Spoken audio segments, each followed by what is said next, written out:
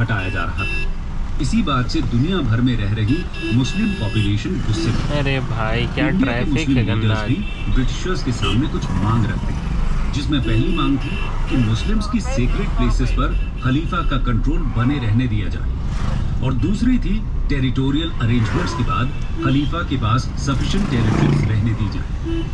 British government पर pressure बनाने के लिए 1919 की शुरुआत में अली ब्रदर्स, मौलाना आजाद, अजमल खान और हजरत मोहानी की लीडरशिप में एक खिलाफत कमेटी फॉर्म की जाती है। इस तरह देशव्यापी आंदोलन के लिए जमीन तैयार हो जाती है। डेवलपमेंट ऑफ द खिलाफत नॉन कोऑपरेशन प्रोग्राम।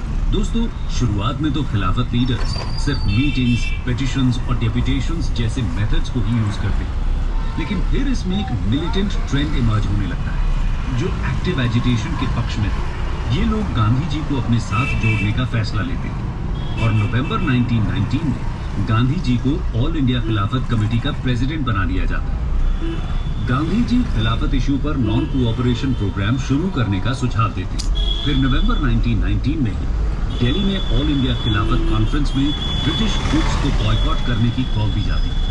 इसके साथ ही खिलाफत लीडर्स साफ कर देते हैं कि जब तक टर्की के साथ फेवरेबल टर्म्स पर ट्रीटी साइन नहीं होती, तब तक गवर्नमेंट के साथ हर तरह का सहयोग रोक दिया जाएगा। खिलाफत इशू में गांधी जी को ब्रिटिश गवर्नमेंट के अगेंस्ट एक यूनाइटेड मास मूवमेंट शुरू करने की अपॉर्चुनिटी नजर आती है। इसके लिए उन्हें कांग्रेस के सपोर्ट की भी जरूरत है।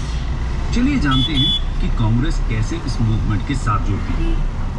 कांग्रेस स्टैंड ऑन खिलाफत क्वेश्चन। दोस्तों, खिलाफत के इशू पर मूवमेंट शुरू करने को लेकर कांग्रेस एक मत नहीं थी। बहुत से लीडर्स को लगता था कि रिलीजियस इशू को नेशनल मूवमेंट से नहीं जोड़ना चाहिए।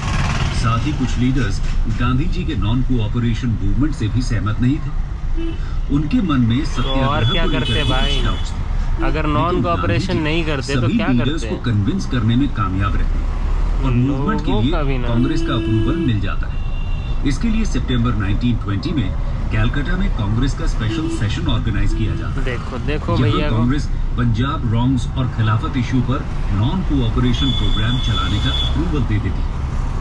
इसके बाद दिसंबर 1920 में नागपुर के रेगुलर सेशन में कांग्रेस नॉन कोऑपरेशन मूवमेंट को फॉर्मली एंडोर्स कर देती है। इस सेशन में कांग्रेस के कॉन्स्टिट्यूशन में भी बदलाव किया जाता है। कांग्रेस का गोल कॉन्स्टिट्यूशनल मीन्स के द्वारा सेल्फ गवर्नमेंट अटेन करने की जगह पीसफुल और लेजिटिमेट मीन्स से स्वराज अटेन करना कर दिया जाता है। इस तरह 3 डिमांड्स के साथ नॉन कोऑपरेशन मूवमेंट शुरू किया जाता है।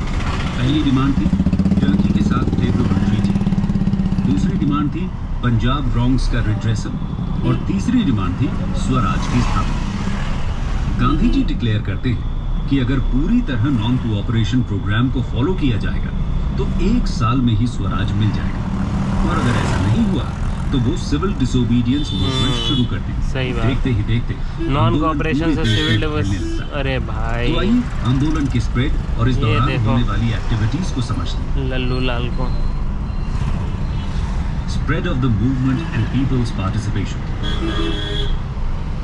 दोस्तों, नॉन कोऑपरेशन प्रोग्राम में गवर्नमेंट स्कूल्स और colleges, law courts, legislative councils, foreign cloth etcetera का बॉयकॉट करना शामिल था।